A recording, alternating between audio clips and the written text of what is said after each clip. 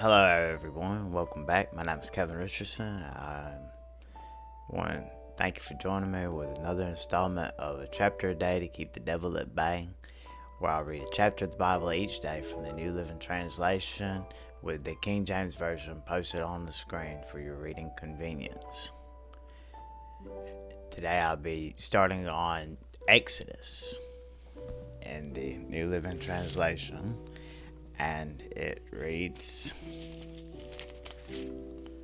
let me get to the page, as thus: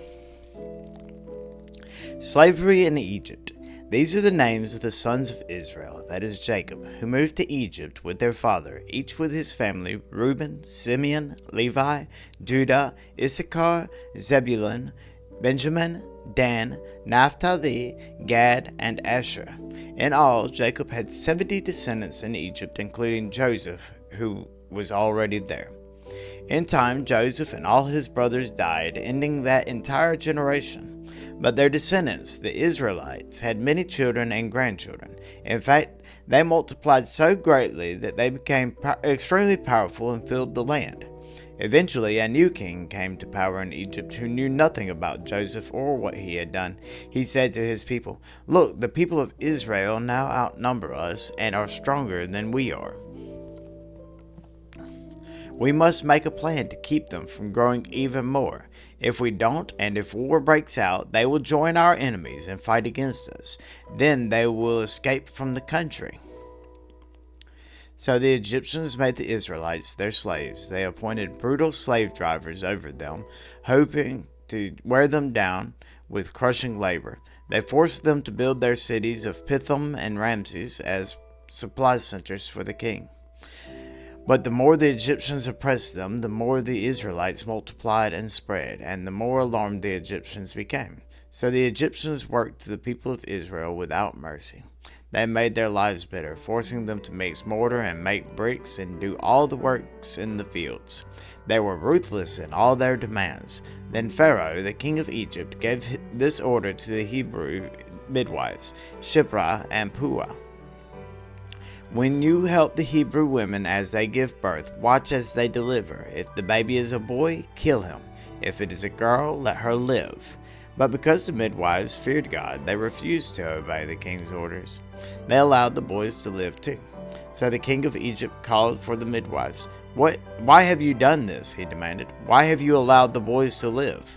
"The Hebrew women are not like the Egyptian women," the midwives replied. "They are more vigorous and have their babies so quickly that we cannot get there in time." So God was good to the midwives, and the Israelites continued to multiply, growing more and more powerful.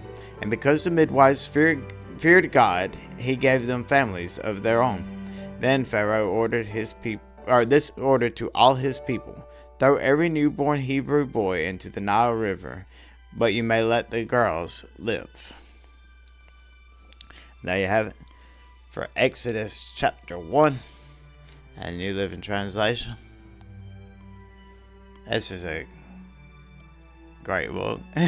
All the books are great. The entire Bible is great. But I remember growing up in church and going to Sunday school and everything, and this right here was one of the ones that they focused a lot of our education of the Bible on. They taught us a lot about the Old Testament. They taught us a little about the New Testament, but they taught us a lot about the different prophets, the lesser prophets, and about Moses, and the Exodus from Egypt. Anyhow, looking forward to reading this one for y'all and for me.